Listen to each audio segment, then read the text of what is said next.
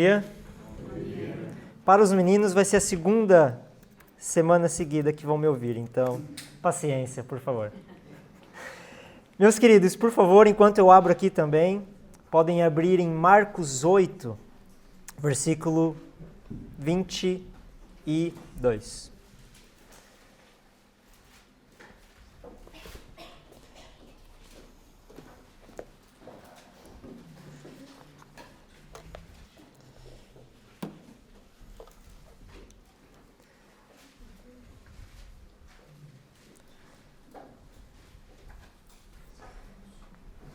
Vamos continuar o que nós temos visto, aprendido bastante com Marcos. E o texto que eu gostaria, de expor hoje, ele precisa ser mencionado, os anteriores. Gente, isso daqui, se alguém tivesse tempo e vocês também tivessem tempo para ouvir, seria muito bom o capítulo inteiro de uma vez só. O 8. Porque isso daqui, Marcos foi genial em colocar as palavras certas, claro, guiado pelo Espírito de Deus. Mas ele foi genial. Nós temos que ter a atenção, antes de vermos a cura deste cego que nós veremos hoje, como que Marcos veio desenvolvendo o assunto da necessidade que nós temos de um verdadeiro encontro com Jesus. A cura de um surdo e alguém que tinha dificuldade em falar. Nós vemos que uma pessoa se encontra com Jesus e essa pessoa, Jesus chega e fala, olha, eu quero curar você, os seus ouvidos sejam desimpedidos, escute. E agora que você consegue escutar, você pode falar direitinho. A pessoa foi completamente limpa do seu mal. E agora estava completamente restaurado. A segunda, multiplicação dos pães. Os fariseus depois pedem um sinal. O alerta de Jesus aos discípulos. Então chegamos ao texto de hoje. Logo em seguida, daquele homem ser curado, do ouvir e do poder falar direito, Jesus alimenta uma multidão de pessoas, milhares de pessoas. Como o Davi bem disse, era contado só os homens, então nós não temos uma dimensão perfeita de quantas pessoas foram alimentadas e tiveram este encontro tão poderoso com Jesus. E é muito interessante como depois as pessoas ainda chegam para Jesus e falam, o senhor pode dar um sinal para nós da sua divindade? Calma lá, eu acabei de curar alguém. Eu acabei de multiplicar pães e peixes para milhares de pessoas. E vocês ainda pedem um sinal? E o mais interessante dessa história toda é que nem os discípulos tinham entendido o que havia se passado. Nem os homens que já estavam com Jesus há anos. Aqui nós já estamos há anos caminhando com Jesus. Jesus já havia curado muitas pessoas, libertado de muitos demônios, já havia feito uma multiplicação de pães, já havia acalmado o mar. E os discípulos não entenderam.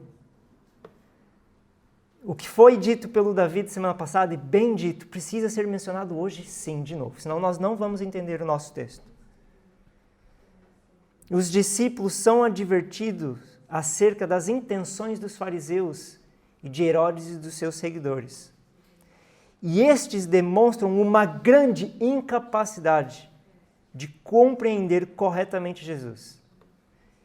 E se vocês olharem na Bíblia de vocês, no versículo 21, um acima do que nós começaremos a ler hoje, qual que é a pergunta que Jesus faz aos discípulos? Vocês ainda não compreenderam?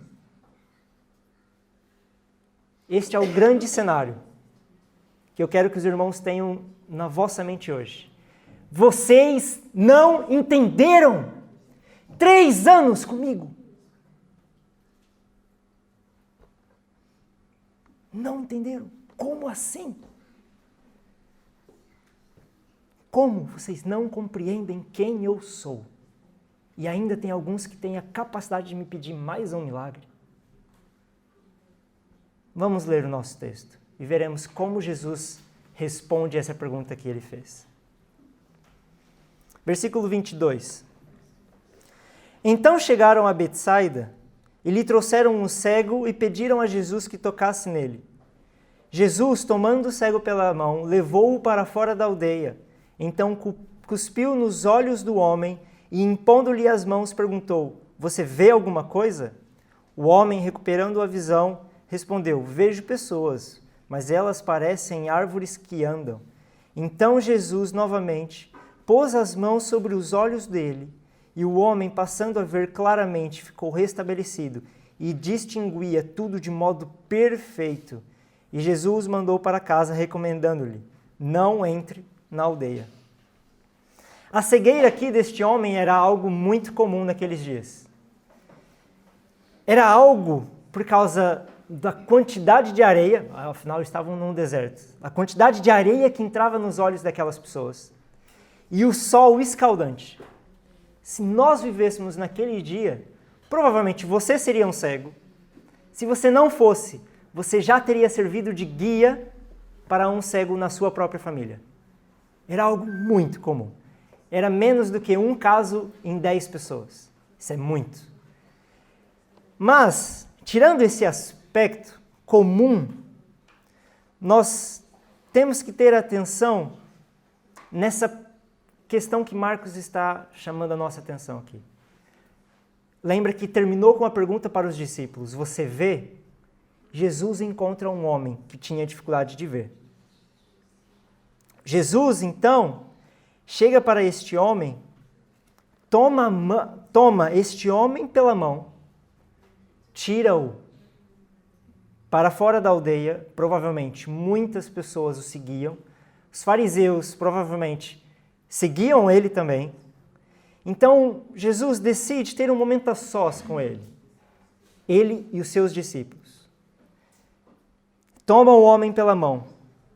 E essa informação aqui não é somente mostrando o que Jesus faz, não é somente um relato biográfico. Mas Jesus queria mesmo que este homem sentisse: olha, eu estou contigo, tá bem? Agora, o seu guia, que ele tinha um guia, pode ser tirado, pode vir conosco se quiser, mas sou eu que tomo você pela mão. Eu quem vou carregar você. E você vai sair do meio destes que duvidam de mim. Você vai caminhar comigo. Vem para fora. E são pouquíssimos os casos que Jesus faz isso, meus irmãos. Pouquíssimos os casos. Se nós lermos todos os evangelhos, nós nem poderemos encher as duas mãos, ou talvez nenhuma, de quantas vezes que Jesus fez isso. É um alerta para nós de que esse aqui é um momento especial. E até, meus queridos, algumas pessoas colocam assim, que provavelmente esta passagem nem aconteceu após esses ocorridos todos. Mas Marcos queria que nós prestássemos atenção. Será que este homem vai ficar igual aos outros discípulos, cego, para quem ele é? Ou será que este homem, tomado pela mão de Jesus, vai ver? Será? Será? Eu gostaria que nós, então, prestássemos atenção, e a minha sugestão é que você tome esta passagem como uma passagem que demonstre o profundo carinho de Jesus por alguém que ele quer restaurar. Não é somente mais uma cura. Não é somente mais um momento simplório da cura de um grande mestre. Jesus tira o homem, Jesus encaminha o homem, Jesus então toca e impõe a mão sobre este homem. O toque especial de Jesus que começa a cura. A demonstração de afeto de Jesus também é expressa pelo modo pessoal de agir dele. Não é somente uma cura, mas é uma cura pessoal. Ele já havia curado pessoas sem nem estar com elas. Lembram disso? Da filha de Jairo? De tantas e tantas outras pessoas? Olha, está feito. Ele poderia ter feito isso, mas não. Vem comigo. Eu vou impor as minhas mãos. Você vai sentir o meu toque na sua vida. E percebam como Marcos nos leva a fazer a pergunta: você vê alguma coisa? Jesus falando. Então, depois da minha imposição de mãos, você vê alguma coisa? Nós já sabemos que ele viu, porque não lemos. Mas é o suspense. Você vê? Homem, você vê? O homem torna a ver, mas a sua visão não é perfeita. Versículo 24. O homem, recuperando a visão, respondeu: vejo pessoas, mas elas parecem árvores que andam. Parece, uma informação também, que este homem sabia o que era ver. Ele já teve visão, e provavelmente eles eram um daqueles casos que o sol e a areia acabou com a sua visão. E ele vê algumas coisas se mexendo. Olha, parecem árvores, mas eu sei que são pessoas. Provavelmente eram os discípulos de Jesus, ou a multidão ao longe. E é um caso raríssimo que Jesus, será que não teve poder suficiente para curar aquela pessoa de uma vez só? Pera lá. Ele acalmou o mar. Pera aí, os demônios se ajoelhavam para ele. E ele não foi capaz de dar a visão para um homem de uma vez só. E não foi a distância, foi a própria mão de Jesus naquele homem. Será que ele não era capaz de curar? Será? E esta parece ser a pergunta, mais uma vez, que enfatiza, e eu tenho certeza, que os discípulos olham. Ele está fazendo a mesma pergunta. A mesma pergunta. Jesus acabou de perguntar para a gente se nós vemos.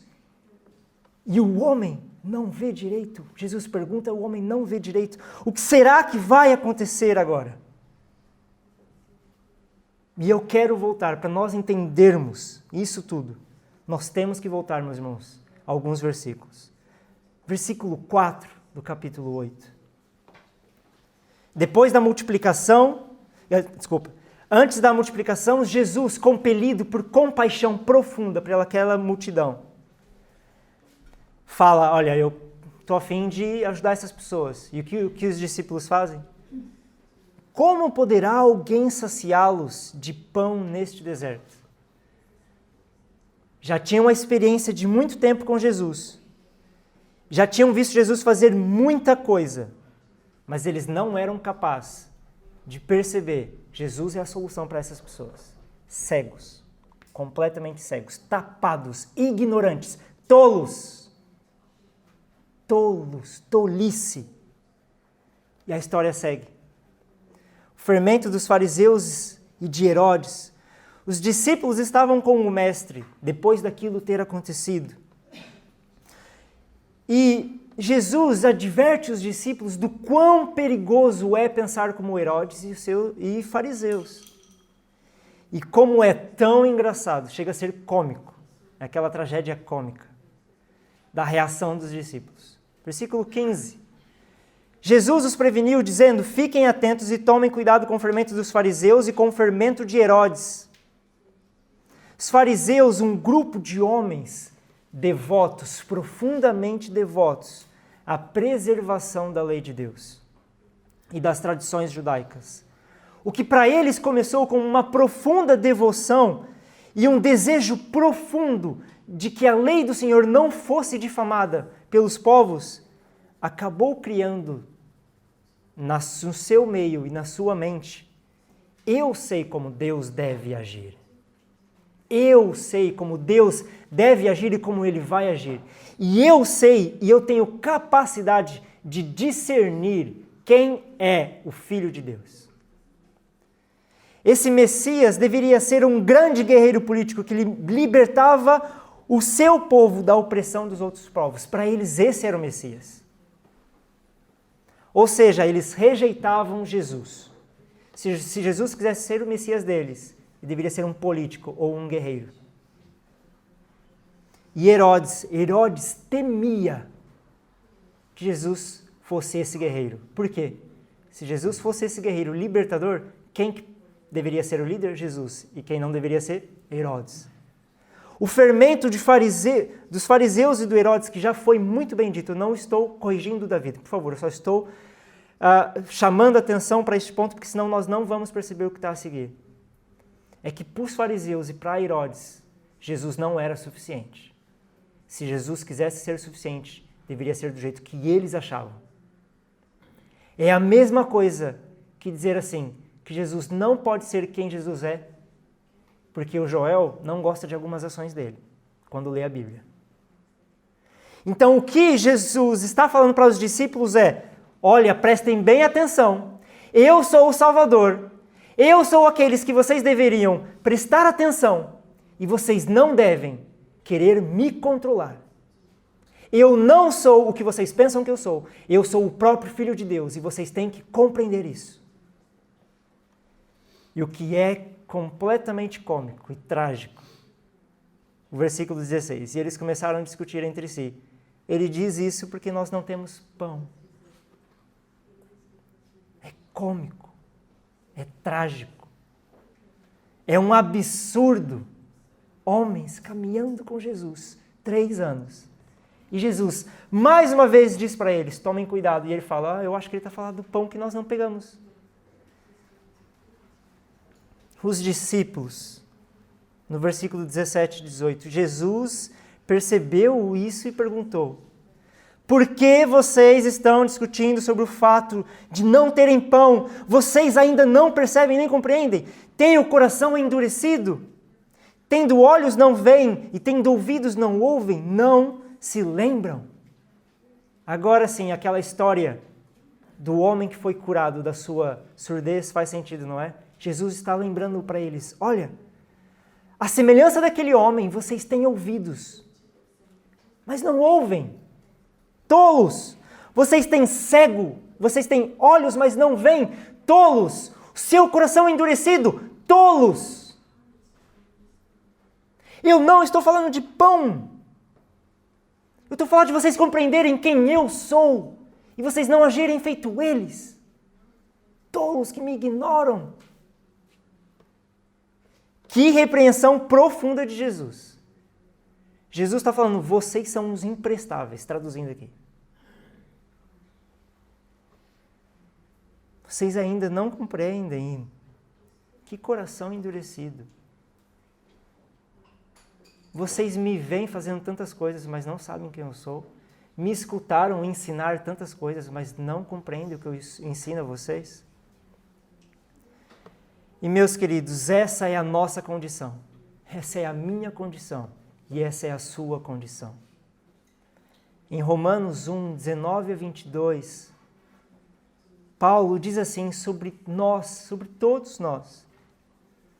Pois o que se pode conhecer a respeito de Deus é manifesto entre eles, porque Deus lhe manifestou, ou seja, manifesta entre eles, manifesta sobre aqueles que Paulo estava falando.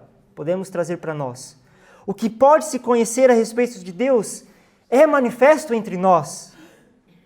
Porque os atributos invisíveis de Deus, isto é, o seu eterno poder e sua divindade, claramente se reconhecem. Está à vista de todos.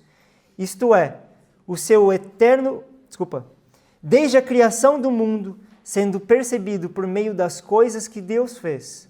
Por isso, os seres humanos são indesculpáveis. Porque, tendo conhecimento de Deus, não o glorificaram como Deus, nem lhe deram graças, pelo contrário, se tornaram nulos em seus próprios raciocínios, e o coração insensato deles se obscureceu, dizendo que eram sábios, se tornaram tolos. O que Paulo está a dizer aqui para mim e para você é que eu e você, sem a graça de Deus, nós somos indesculpáveis. Nós merecemos punição eterna. Nós somos tolos. Somos capazes de ler a palavra do Senhor e não entender. Somos capazes de, se Jesus quisesse estar aqui na nossa presença, nós não daríamos graças a Ele. Essa é a minha condição, essa é a sua condição, meu querido. Essa era a condição daqueles discípulos que não compreendiam Jesus. A condição dos fariseus, de Herodes e de todos aqueles podiam estar na presença do Rei soberano de todo o universo, mas eram tolos. Tolos. A advertência de Jesus vai diretamente no ponto que nós precisamos compreender. Nós podemos conhecer a obra de Jesus e negá-lo, podemos. Rejeitando quem ele verdadeiramente é e nos apegarmos à nossa própria tolice. Nós podemos ouvir a verdade de Deus e, agindo pelo nosso impulso idólatra, criar um Deus à nossa própria imagem e semelhança que nos satisfaz. Nós podemos fazer isso, como os fariseus faziam. Eles criaram um Messias que era um guerreiro, que eles queriam ser libertos de Roma. Ah, eu posso fazer isso? Posso. Nós podemos endurecer o nosso coração. E este cenário é horrível para nós e deve chamar a nossa atenção. Quer dizer que mesmo você, que ouve o Evangelho diariamente, toda vez muito bem explicado nessa igreja e por tantos outros meios, você pode endurecer o seu coração e a resposta a Deus pode ser: eu não quero você. Ser um discípulo de Jesus, de acordo com Marcos, é lidar com esse conflito interno. Esse conflito interior entre o que eu vejo e o que eu sou capaz de entender. O nosso conflito é, sim, nós vemos muitas coisas, nós ouvimos muitas coisas, somos capazes de ler muita coisa, mas não entendermos nada.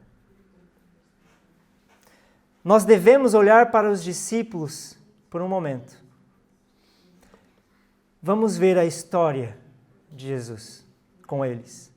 Já no início do ministério de Jesus, em seu batismo, a voz de Deus falou com a terra. O próprio Espírito Santo desceu sobre Jesus, feito uma pomba. Os próprios demônios disseram que Jesus era o Filho de Deus. E curas e libertações. E mesmo com todas essas demonstrações, o que é que acontece? Por que vocês estão discutindo sobre o fato de não terem pão? Vocês ainda não percebem nem compreendem? Têm o coração endurecido? Tendo olhos não veem e tendo ouvidos não ouvem? Não se lembram? Vocês não se lembram de tudo o que já aconteceu ao lado de vocês?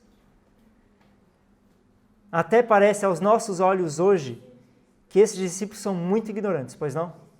É mesmo a ignorância que não dá mais. E como assim eles não conseguiriam compreender o que se passava?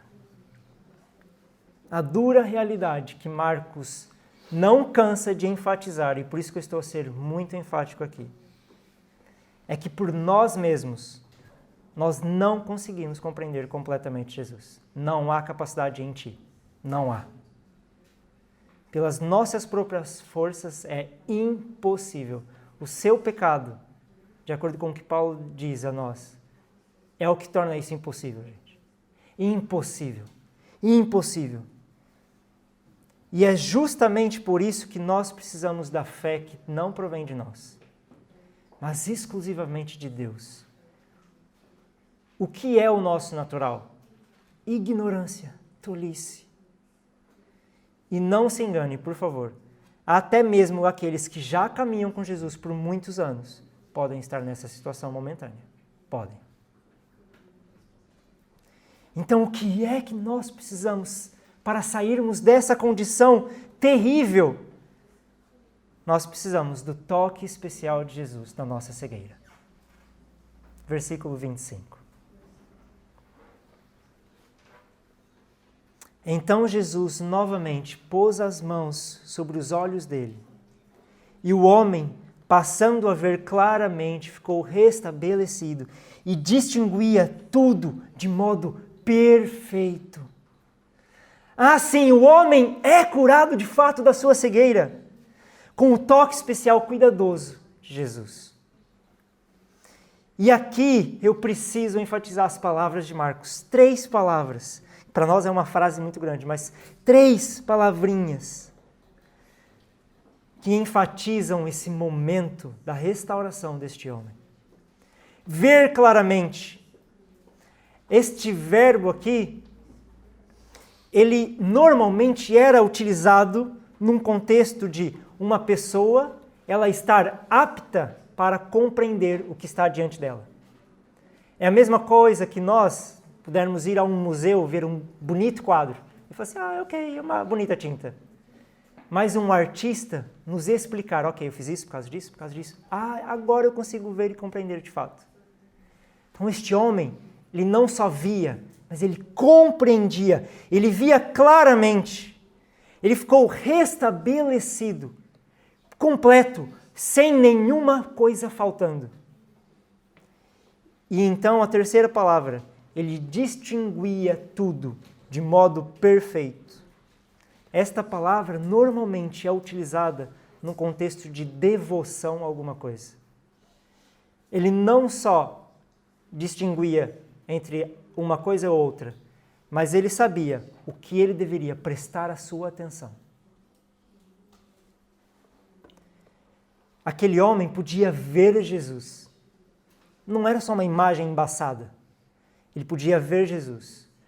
Jesus restabeleceu este homem.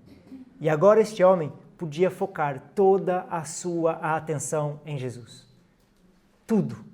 Eu quero e vejo o Senhor. O Senhor fez isso comigo. Eu posso então prestar atenção plena no Senhor. Marcos dá a entender que esse homem ganhou a visão e além disso, ele alega agora que poderia ver e compreender Jesus. Essa é a grande questão de Marcos. Ele não só via, mas ele compreendia quem era Jesus. Jesus estava à frente dele, mas ele não agia feito tolo. Este homem é o meu Salvador. Ele podia compreender quem era Jesus em comparação àqueles que estavam ao seu redor. Em comparação aos discípulos, em comparação à multidão, aos fariseus, a Herodes, este homem via quem era Jesus de verdade. Porque Jesus deu toque especial neste homem. Não por ele. Não foi por este homem, mas foi pelo poder salvador de Jesus.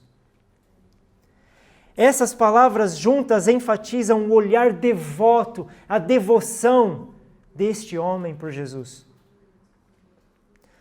Falando rapidamente, sem desviar o nosso tema aqui do assunto principal, o último versículo, quando Jesus então fala que vá para sua casa e não entre na sua aldeia de volta. A minha sugestão para esse versículo é que quando isso acontece, Jesus não quer que aquela pessoa volte para o meio que poderia influenciar ela tão mal. Ok? Este versículo poderia ser muito melhor explicado, mas eu tenho um tempo que eu não quero gastar aqui. Então, eu gostaria de prosseguir. Amém, irmãos? Que preciosidade desse texto para a nossa vida. Samuel, pode. Que preciosidade desse texto para a nossa vida. E eu quero fazer uma ilustração com os irmãos, para que todos possam compreender. E de maneira bem ilustrativa, que até as crianças possam compreender. Me venda. Me venda. Você vai me vendar e você vai me guiar só pelo meio do salão. Deixa eu tirar os óculos. Não, vou ficar de óculos. E leva-te até onde? Até o meio do salão. Deixa-te lá e vem-me embora. Eu fico lá. Não, você fica comigo. Posso apertar os pedais? Posso apertar mais? Sim. Peguem. Sou cego. E eu tenho o meu guia aqui. A grande questão que Marcos quer nos dar é que, meus irmãos, nós temos olhos. Mas muitas e muitas vezes, numa vida espiritual, o nosso guia, na verdade, não são os nossos olhos. O nosso guia, quando nós decidimos caminhar, são as nossas crenças. São os nossos medos. É a nossa incapacidade. E sem essas crenças, eu não sei para onde vou. Sem essas crenças, eu posso caminhar, mas eu caminho lento e eu não percebo onde estou. Com as minhas crenças eu posso ser livre, mas com estas mesmas crenças eu serei para sempre, eternamente, um tolo que não sabe para onde vai e que é incapaz de caminhar sozinho. Será que é possível viver uma vida inteira assim? A triste resposta é que sim. Eu posso viver uma vida inteira assim. Obrigado. É uma resposta muito triste, mas ela é muito verdadeira na vida de muitos e, infelizmente, até de alguns que estão aqui.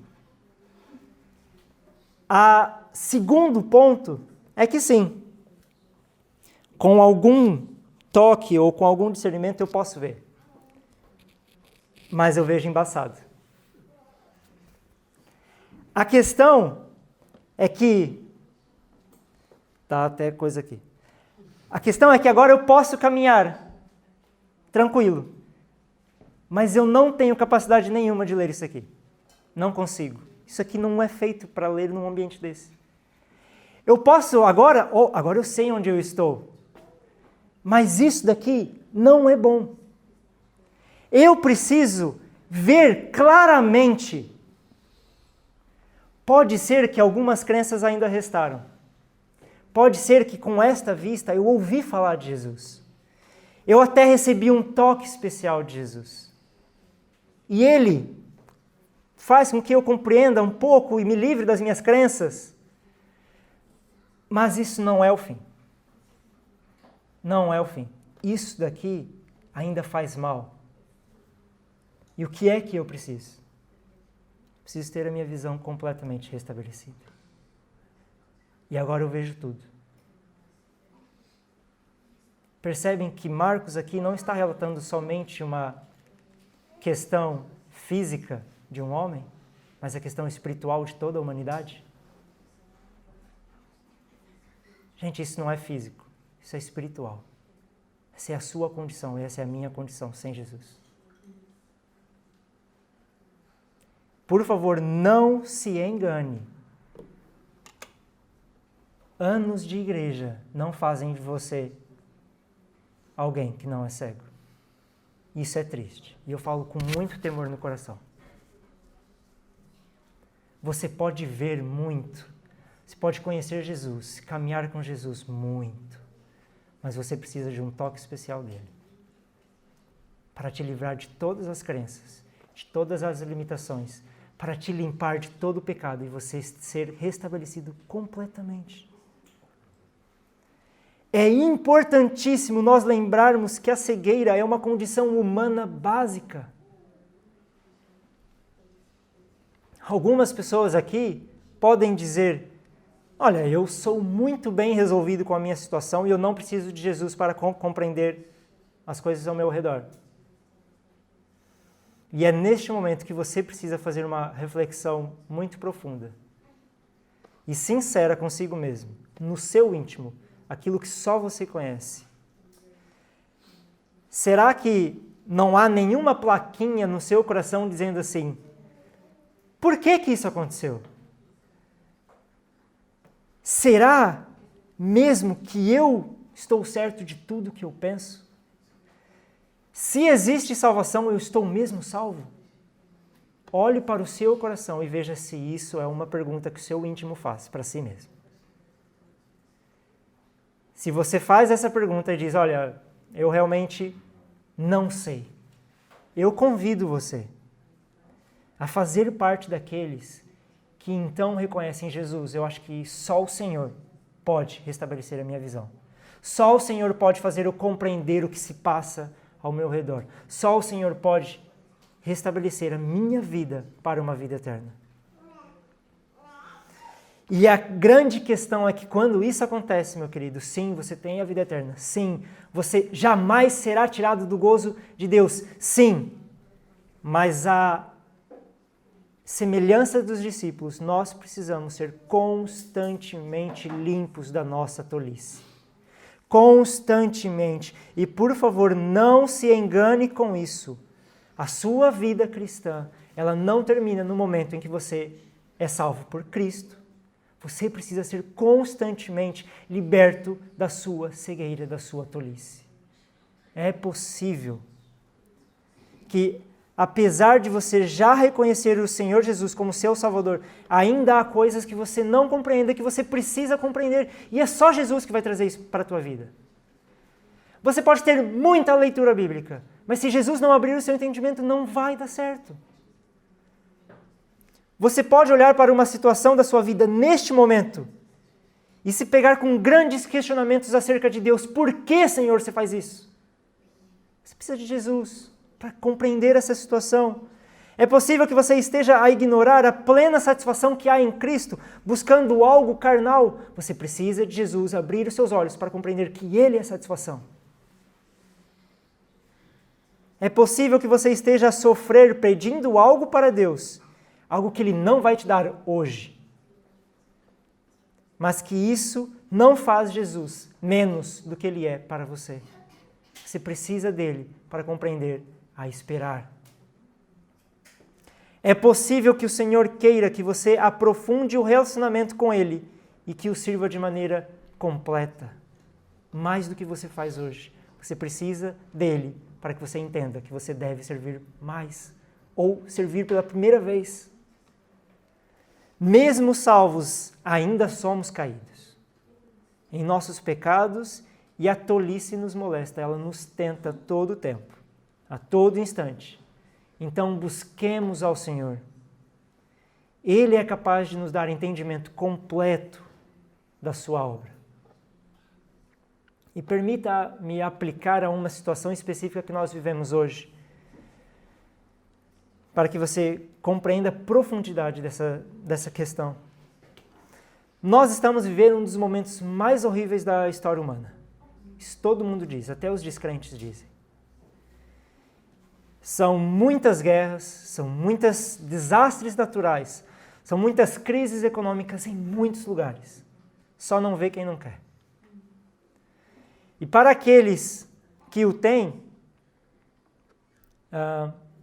basta abrir a internet, o jornal, e ver a quantidade de homens que buscam uma resposta para a situação que nós estamos vivendo hoje. Muitas respostas para o problema da humanidade. Mas eu gostaria de dar uma resposta que está na palavra do Senhor. Apocalipse 20, 11 a 15 diz assim. Aqueles que quiserem abrir, eu espero, não há problema. Apocalipse 20, 11 a 15 nos chama a atenção para nós olharmos e compreendermos. 20, 11 a 15. Vi um grande trono branco e aquele que está assentado nele. A terra e o céu fugiram da sua presença e não se achou lugar para eles.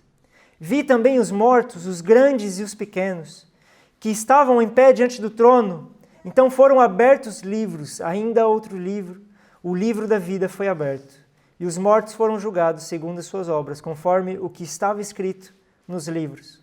O mar entregou os mortos que nele estavam, a morte e o inferno entregaram os mortos que neles havia, e foram julgados, um por um, segundo as suas obras. Então a morte e o inferno foram lançados no lago de fogo. Esta é a segunda morte, o lago de fogo. E se alguém não foi achado escrito no livro da vida, esse foi lançado no lago de fogo. Eu gostaria que nós olhássemos toda vez para uma realidade dessa e não pensarmos, Apocalipse fala dos fins dos tempos e eu vejo um terremoto, vejo guerras, Jesus está voltando, as coisas estão ficando pior. Não, meus queridos, João escreveu o Apocalipse para nos dizer, ei,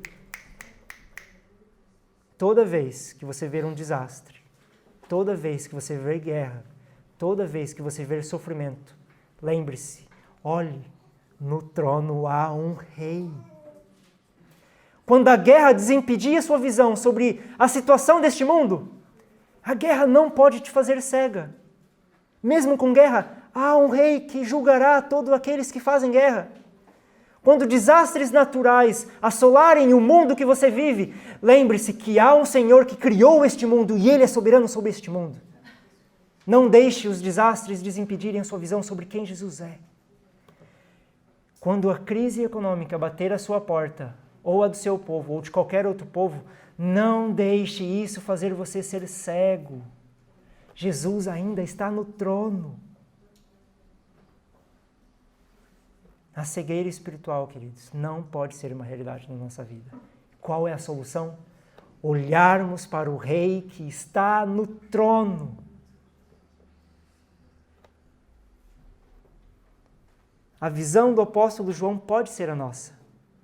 Libertos da cegueira, vemos o trono branco com o Rei, o soberano assentado nele e com poder para julgar tudo, absolutamente, ou seja, nada escapa dele. Nem a minha vida, nem a sua, nem guerra, nem desastre, nada escapa dele. É terrível olhar para o que está a acontecer, mas é maravilhoso olhar para o Rei que está a comandar tudo e que não deixará nada impune. Quando somos confrontados com essas coisas, o que é que nós podemos fazer então? Senhor, permita-me ver.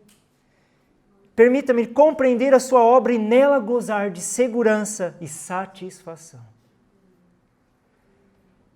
Os seus olhos te levam a ver desesperança, te levam a duvidar, nos levam à tolice. Mas a fé nos leva a crer no nosso Rei. A fé que vem pelo toque do Senhor, especial dele, somente dele, não é teu, é dele. Dado por graça e nada mais, te restaura dos teus pecados, te limpa. E te leva a dizer, para a próxima semana, spoiler, Marcos 8, 27 e 29, o que é que essa graça nos faz dizer? Então Jesus pergunta aos seus discípulos, foram para as aldeias de Cesareia de Filipe. No caminho, então, Jesus perguntou para eles, quem os outros dizem que eu sou? Quem em Pardilhó diz que é Jesus? Quem em Portugal diz que é Jesus? Quem o mundo diz que é Jesus? Os discípulos responderam, o Senhor é um profeta, é um mestre, é João Batista, é Elias, é só um guru, foi um princípio de comunista. Mas quem vocês dizem que eu sou? Quem a Júlia diz que Jesus é? Quem a Manuela? Quem o Miguel? Quem o Davi? Quem Pardilhó diz, a igreja cristã em Pardilhó diz que Jesus é? Então, o Levi, o Isaac, o Zé respondem assim, o Senhor é o Cristo. O Senhor é o Cristo. Compreensão, devoção, fé, satisfação, libertação dos pecados. O Senhor é o Cristo.